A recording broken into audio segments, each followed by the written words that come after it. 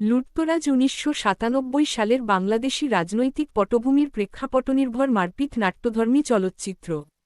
৩ চলচ্চিত্রটি কৃতাঞ্জলি চলচ্চিত্রের ব্যানারে প্রযোজনা করেছেন অভিনেতা মান্না। লুটতরাজ চিত্রনায়ক মান্না প্রযোজিত প্রথম চলচ্চিত্র। ৪-৫ এটি পরিচালনা করেছেন কাজী হায়াত। এতে শ্রেষ্ঠাংশে অভিনয় করেছেন মান্না, দিতি, মৌসুমী ও রাজীব।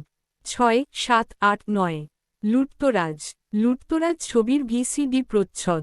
পরিচালক কাজী হায়াত ১ প্রযোজক কৃতাঞ্জলি চলচ্চিত্ররচয়িতা কাজী হায়াত ২ শ্রেষ্ঠাংশে মান্না, দিতি, মৌসুমী, আনোয়ারা, রাজীব, সুরকার আহমেদ ইমতিয়াজ বুলবুল চিত্রগ্রাহক মনিরুজ্জামান মনির সম্পাদ কামজাত হোসেন প্রযোজনা কোম্পানি কৃতাঞ্জলি চলচ্চিত্র পরিবেশক কৃতাঞ্জলি চলচ্চিত্র মুক্তি ১৯৯৭ দেশ বাংলাদেশ ভাষা বাংলা নির্মাণ ১,১৫,৭,১০,০০,০০০ চলচ্চিত্রটি ১৯৯৭ বাংলাদেশে মুক্তি পায়।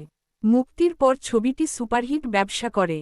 ৩ কুশীলব সম্পাদনা মান্না, দিতি, মৌসুমী, আনোয়ারা, রাজীব, মিজু আহমেদ, আনোয়ার হোসেন, শারমিন, দিলদার, দুলারি, ড্যানি রাজ, আরমান, নান্টু, কালা আজিজ, জ্যাকি, সিরাজ হায়দার, মারুফ শিশু শিল্পী।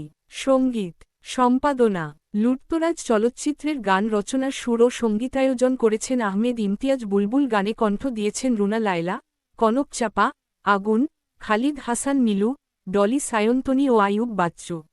নায়ক মান্নার অনুরোধে প্রথমবারের মতো সিনেমায় প্লেব্যাক করেন আইয়ুব বাচ্চু।